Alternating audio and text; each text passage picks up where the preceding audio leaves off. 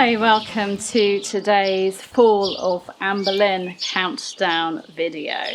I'm doing these leading up to the 19th of May, which of course is the anniversary of that awful miscarriage of justice, the execution of Queen Anne Boleyn in 1536.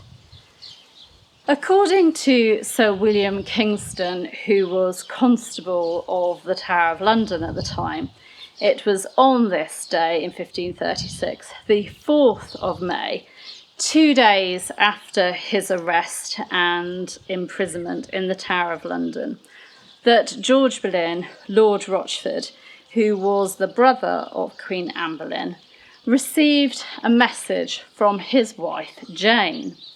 Now, Kingston was writing daily reports to Thomas Cromwell about the prisoners, about things that Anne Boleyn was saying during her imprisonment. So he was sending these daily dispatches to Thomas Cromwell. This dispatch, like some of his others, is damaged. It was damaged in a later fire. But I will share with you the bit that we can read concerning this message from Jane. After your departing yesterday, Greenway, gentleman usher, came to me and blank, that bit's damaged. Mr. Carew and Master Brian commanded him in the king's name to my lord of Rochford from my lady his wife, and the message was no more, ... see how he did. So we assume that was no more than to see how he did. And also she would humbly suit unto the king's highness for her husband, and so he gave her thanks. So here we have Jane Boleyn asking how her husband is doing in the Tower, asking after his health and that, and reassuring him by saying that she's going to petition the king on his behalf and do what she can. And in response to this message, George sent her his thanks. Now, there is no surviving evidence that Jane did petition the king on George's behalf, but that's not to say she didn't try. We know that there are records that are missing or that are damaged from this period, so there's no evidence that she did try. But I'm sure that her message saying she would and asking after her husband would have comforted George while he was in the Tower. By the way, some authors and historians would have you believe that while Jane was sending this message of comfort to George, that she was actually playing her part in the fall of the Boleyns by providing false evidence against her husband and her sister-in-law, the Queen. However, this idea, this painting of Jane in this way is not backed up by the evidence.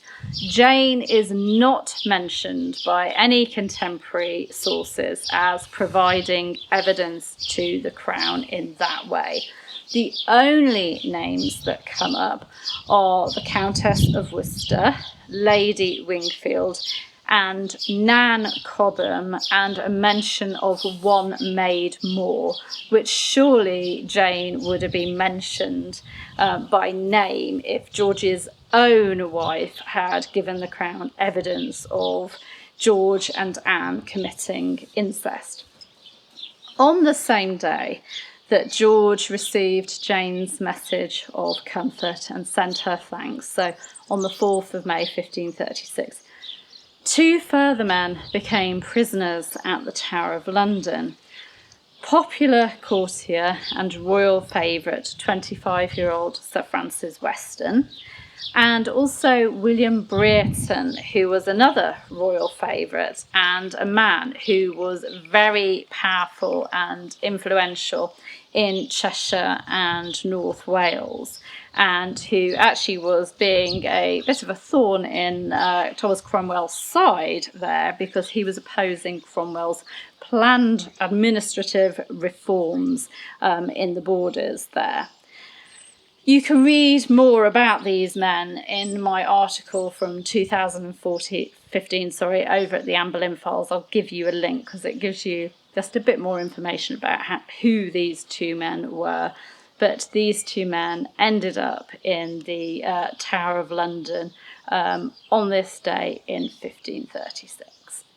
So that's on this day for the Fall of Anne Boleyn, and as I said, I'll be counting down every day until the 19th of May, which of course is the culmination of all this. But I do hope that this is giving you some idea of just how quickly everything was moving. This was a very, very fast and brutal fall.